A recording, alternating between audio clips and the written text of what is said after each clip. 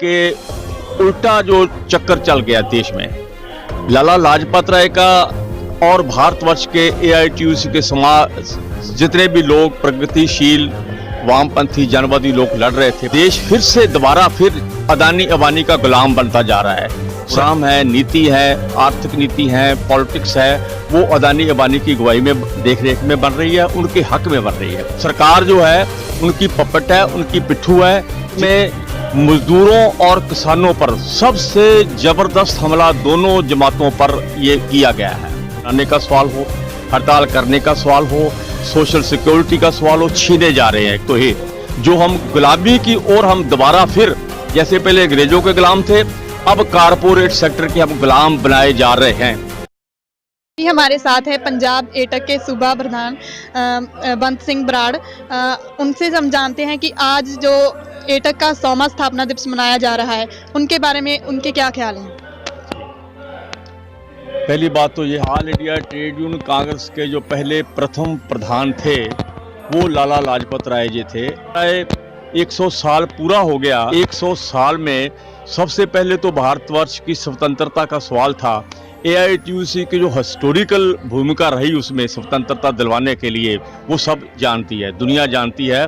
लाला लाजपत राय ने जो पहला भाषण भी बड़ा, उसमें यही भी कहा कि हम देश की स्वतंत्रता चाहते हैं। हमारा मजदूरों का जो लक्ष्य है, हमारी एआईटीयूसी का वो सोशलिस्ट रेवोल्यूशन होगा, समाजवाद होगा। हम समाजवाद की प्राप्ति चाहते हैं। ये पहली बात तो ये है भूमिका हमारी एआईटीयूसी। उसके बाद भारतवर्ष में मजदूरों के कानून बनाने के लिए, मजदूरों की डेवलपमेंट के लिए, भारतवर्ष की डेवलपमेंट के लिए, भारतवर्ष को आत्मनिर्भर बनवाने के लिए, भारतवर्ष के बैंकों का नेशनलाइजेशन हो या अपने पब्लिक सेक्टर की स्ट्रेंथन करने का सवाल हो, उसमें हमारी सबसे पहली ज़बरदस्त भूमिका एआईटीयूसी की रही। सबसे बड़ा, सबसे पहला जो एआई संगठन था मजदूरों का, वो एआईटीयूसी का था। और आज भी भारतवर्ष में सबसे स्ट्रॉन्ग, सबसे अगुवाई करने वाला एआईटीयूसी है। आज एआईटीयूसी सारे भारतवर्ष की तमाम जितने भी संगठन हैं देश के, उनको इकट्ठा करके एक यूनिट, एक प्लेटफार्म लाने में उसकी अहम भूमिका है। हमारे चाहे बी वर्धन हो, चाहे गुरुदास दास गुप्ता जी हो, नहीं रहे हमारे इंद्रजीत गुप्ता जी हो, हमारा लक्ष्य रहा कि सभी को इकट्ठा करके भारतवर्ष में मजदूरों के हक रक्षा के लिए और किसानों की रक्षा के लिए, देश की रक्षा के लिए, पब्लिक सेक्टर की रक्षा के लिए हमें एक प्लेटफार्म के इकट्ठा होना चाहिए और बनाने में कामयाब हुए, हम लड़ रहे हैं।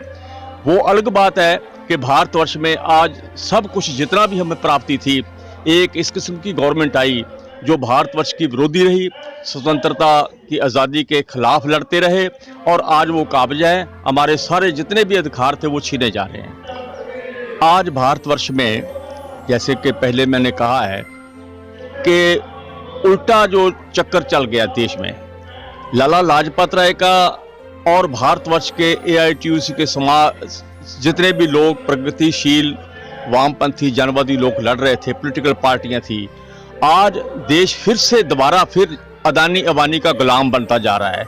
सरकार जो है उनकी पपट है, उनकी पिट्ठू है। जितने भी प्रोग्राम, जितने भी उलीके जा रहे हैं, प्रोग्राम है, नीति है, आर्थिक नीति है, पॉलिटिक्स है, वो अदानी अबानी की अगुवाई में देख रेख में बन रही है, उनके हक में बन रही है।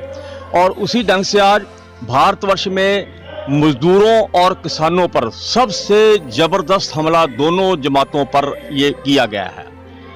मजदूरों के 44 जितने लेबर लॉज बने थे, मजदूरों ने बनवाए, उनको इकट्ठा करके 4 कोडिफिकेशन बना दिया गया और सारे हक हमारे छीने जा रहे हैं। भारतवर्ष के जितने भी हम मजदूर, यूनियन बनाने का सवाल हो, हड़ताल करने का सवाल हो, सोशल सिक्योरिटी का सवाल हो, छीने जा रहे हैं। तो ये दूसरा किसानों पर, इसके साथ ही जो पार्लियामेंट पिछली बनी, तो पहले उससे पहले ऑर्डिनेंस जारी कर दिए गए, 3 कानून बनाए गए और बिजली एक्ट 2020 जो वो लाया गया, और फिर पहले ऑर्डिनेंस जारी किए गए, उसके बाद पार्लियामेंट्स में ज़बरदस्ती जैसा कि राज्यसभा में हुआ, बिना वोटिंग कराए ही पास कर दिया गया। ये अनडेमोक्रेटिक, अनकॉन्स्टिट्यूशनल जो प्रोग्राम बनाया, किसानों पर और मजदूरों पर, दोनों पर ही हमला है, अकेले किसानों पर नहीं। इसलिए मजदूर जमात खास तौर पर AITUC और दूसरे संगठनों को साथ लेकर के हमारी ये लड़ाई साझी बढ़ा दी। दुश्मन ने हमारी साझी लड़ाई बढ़ा दी। वैसे हम मजदूर AITUC वाले तो पहले भी मजदूर किसानों के साथ बना करके एकता लड़ते थे, लेकिन आज तो हमारी जबरदस्त एकता बन गई। इसके बिना हम लड़ सकते ही नहीं, मजदूरों किसानों के बिना, एकता के बिना।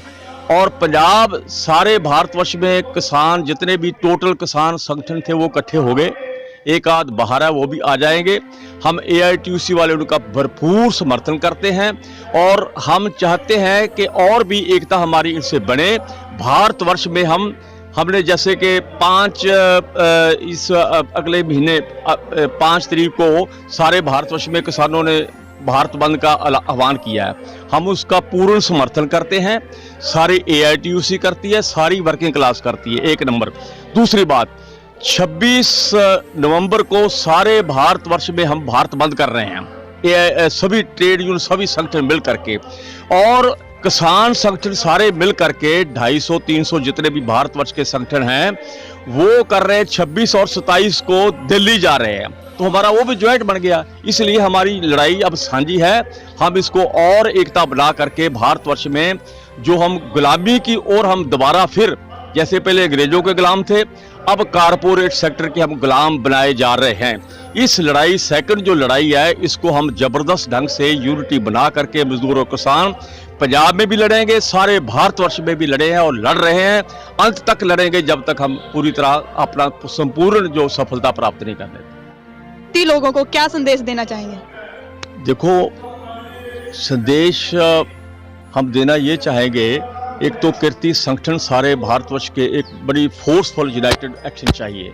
मजदूर हों, मुलाजम हों और खेत मजदूर हों, किसानों में काम करते, खेत मजदूरों में खेतों में काम करते हों, फैक्ट्रियों में काम करते हों, सरकारी दफ्तरों में काम करते हों, आंगनवाड़ी हो, आशा हो, हमारी बहनें हो, घरों में काम करते हो, सभी का एक यूनाइटेड प्लेटफार्म बनना चाहिए।